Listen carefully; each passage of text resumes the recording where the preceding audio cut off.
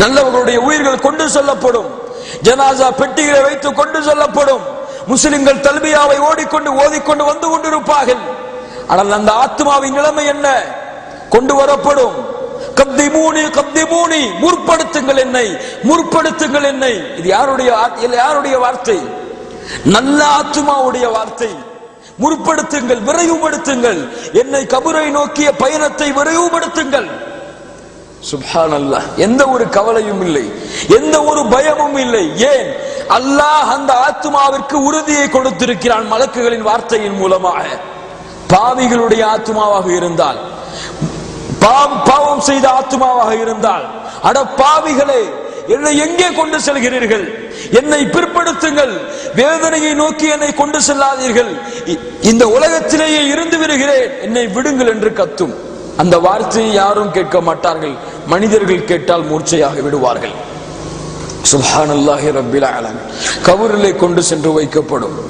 அல்லாஹ்வுடைய தூதர் ஸல்லல்லாஹு அலைஹி வஸல்லம் சொல்லி இருக்கிறார்கள், 3 நாள் ஒரு மனிதன் கவலை கொள்வதற்கு ஆகுமானது. ஒரு இறந்த ஆத்மாவிற்கு மனைவியை தவிர, கணவனை பிரிந்த மனைவியை தவிர மற்ற எல்லோரும் 3 நாட்கள் கவலை மேற்கொள்ளலாம். அப்படித்தான் அனுமதிக்கப்பட்டது. ஆனால் கண்ணியத்துக்குரியவர்களை, என்ன கவலையை நாம் மேற்கொள்கிறோம்? கொஞ்சம் அதை சிந்தித்து பார்த்தோமா? அன்பை பிரிந்தோம் என்ற கவலை இருக்கிறதே தவிர அந்த ஆத்மாவுடைய நிலை என்ன என்ற கவலை நம்முடைய உள்ளத்திலே வந்திருக்கிறதா? கபூரிலே கொண்டு சென்று வைத்தோமே, அந்த கபூரிலே அந்த விசாரணை எப்படி இருந்தது என்ற நினைவு நம்மளுக்கு வந்திருக்கிறதா? அந்த விசாரணைக்கு பிறகு அல்லாஹ் அந்த ஆத்மாவிற்கு சொர்க்கத்தை கொடுத்தானா அல்லது நரகத்தை தீர்ப்பளித்தானா? கபூருடைய வேதனை அந்த ஆத்மாவிற்கு கிடைத்ததா என்ற எண்ணங்கள் நம்மை சூழ்ந்திருக்கிறதா? சூழ்ந்திருந்தால் கண்ணியத்துக்குரியவர்களே, நம்முடைய வாழ்க்கை அப்படி இருக்காது. உஸ்மான் ரலியல்லாஹு அன்ஹு, உஸ்மான் இப்னு அஃபான், இஸ்லாமிய மார்க்கத்தின் 3வது கலீஃபா. எப்படிப்பட்டவர்கள் தெரியுமா? ஹதீஸிலே குறிப்பிடுகிறார்கள், உஸ்மான் அவர்கள் எந்த ஒரு ஜனாசாவை அடக்க சென்றாலும் திரும்பி வரும் பொழுது உஸ்மானை மயக்கடித்த நிலையிலே சஹாபாக்கள் தூக்கி வருவார்கள்.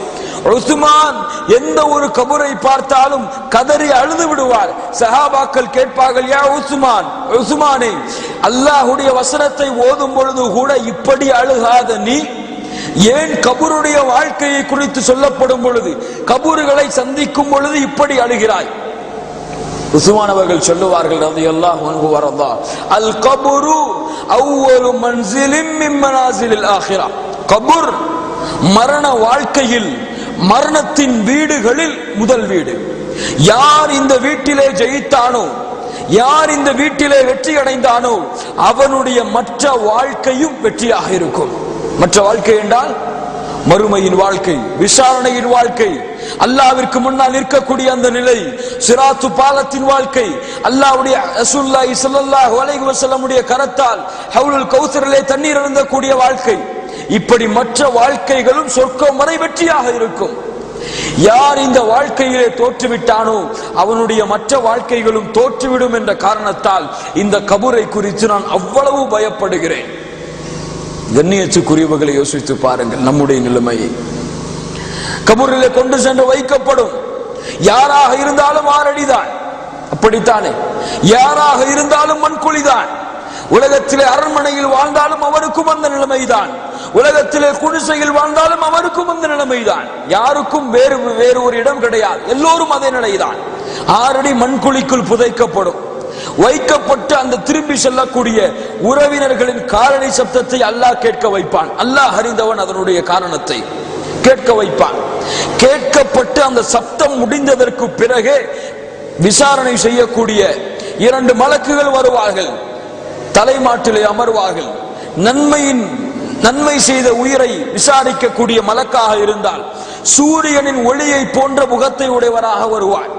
பாவிகளுடைய உயிரை விசாரிக்கக்கூடிய மலக்காக இருந்தால் இருளடைந்த தூசி படிந்த கடுமையான முகத்தை உடைய ஒரு மலக்காக வருவார். மலக்கை குறித்தே நாம் முடிவு செய்து கொள்ளலாம் நம்முடைய விசாரணை எப்படி இருக்கும் என்று. முதல் கேள்வியாக கேட்பார், மன் ரப்புக்க, உன்னுடைய இறைவன் யார்? அல்லாஹுவை வணங்கி அதில் உறுதியாக இருந்து அல்லாஹ்விற்கு எதையும் இணை வைக்காத ஆத்துமாவாக இருந்தால் குல், அவர்கள் சொல்லுவார்கள், ரப்பி அல்லாஹ், என்னுடைய இறைவன் அல்லாஹ். இரண்டாவது கேள்வியாக கேட்கப்படும் வமா தீனுக, நீ பின்பற்றி வந்த வழி எது? நீ எந்த வழியிலே வந்தாய்? அல்லாஹ்வுடைய தீனின் படி நடந்தாயா அல்லது அல்லாஹ்வுடைய தீனுக்கு வெளியே இருந்தாயா? அப்துல்லா என்று பெயர் வைத்த முஸ்லிமாக இருந்தாயா என்று கேட்க மாட்டார்கள். அப்துல் ரஹ்மான் என்று பெயர் வைத்த முஸ்லிமாக இருந்தாயா என்று கேட்க மாட்டார்கள். அல்லாஹ்விற்கு கட்டுப்பட்ட முஸ்லிமாக இருந்தாயா? அல்லாஹ்வுடைய தீனை பின்பற்றிய முஸ்லிமாக இருந்தாயா? அல்லாஹ்வுடைய சட்டதிட்டங்களை உன் வாழ்க்கையில் செயல்படுத்திய முஸ்லிமாக இருந்தாயா? பதில் சொல். அல்லாஹ்வுடைய தீனை தன் வாழ்க்கையாக கொண்டிருந்த முஸ்லிமாக இருந்தால் சொல்லுவார்கள் தீனியல் இஸ்லாம், நான் வந்த வழி இஸ்லாம், நான் வந்த வழி அல்லாஹ்வுடைய தீனான இஸ்லாம். மூன்றாவது, அல்லாஹ்வுடைய தூதர் ஸல்லல்லாஹு அலைஹி வஸல்லம் உடைய உருவம் எடுத்து காட்டப்படும். ஓ மாதா தகூலு ஃபி ஹாதர் ரஜுல், இந்த மனிதரை பற்றி என்ன சொல்கிறாய்? ஒரு நல்ல உயிராக இருந்தால் அல்லாஹ்வுடைய தூதரை தன் வாழ்க்கையிலே செயல்படுத்தி அல்லாஹ்வுடைய தூதருடைய வாழ்க்கையை தன்னுடைய வாழ்க்கையாக மாற்றிய உயிராக இருந்தால் ஓ முஹம்மது ஸல்லல்லாஹு அலைஹி வஸல்லம் அவர்கள் அல்லாஹ்வுடைய தூதர் முஹம்மது அவர்கள் எங்களுடைய நபி அவர்கள் என்று சாட்சி சொல்லுவார்கள். அவ்வளவுதான். நம் கனௌமத்தில் ஆரூஸ், அந்த உயிர் துடிக்கும். எனக்கு அனுமதி அளியுங்கள், என் உறவினர்களை சந்திக்கிறேன், என் பெற்றோர்களை சந்திக்கிறேன், அவர்களுக்கு இந்த செய்தியை அறிவிக்கிறேன். உயிரை பொறுமையாக இரு. நீ உறங்கக்கூடிய நேரம் அது. புது மகன் எப்படி இரவிலே உறங்குவானோ அது போன்ற உறக்கத்தை இப்போது நீ மேற்கொள். அல்லாஹ்விடத்திலிருந்து சப்தம் வரும். சொர்க்கத்தின் கதவுகளை அவருக்கு திறந்து காமியுங்கள். ஒரு முறை நில் அடியானே, நரகத்தின் கதவுகளை லேசாக திறக்கப்படும். பார்த்துக்கொள். உனக்கு நரகத்திலும் ஒரு இடம் இருந்தது, சொர்க்கத்திலும் ஒரு இடம் இருந்தது. நீ பாவங்கள் செய்து குற்றங்கள் செய்திருந்தால் இந்த இடத்தை நீ அடைந்திருப்பாய். இப்போது நன்மை செய்த காரணத்தால் சொர்க்கத்திலே உனக்கு ஒரு இடம் இருக்கிறது. ஆம் கண்ணியத்துக்குரியவர்களே, அல்லாஹ் அவன் பொழியக்கூடிய அருள்கொடையை வெளிப்படுத்த நாடுகிறான். அதன் காரணமாகத்தான் அல்லாஹ் நரகத்தை திறந்து காண்பித்து சொர்க்கத்தை கொடுக்கிறான். அவ்வளவுதான். பஞ்சு மெத்தைகள் விரிக்கப்படும், பஞ்சு பட்டாளைகள் வடியப்படும், கபரு விசாலமாக்கப்படும், விரித்து வைக்கப்படும். அவனுடைய கபரு வாழ்க்கை.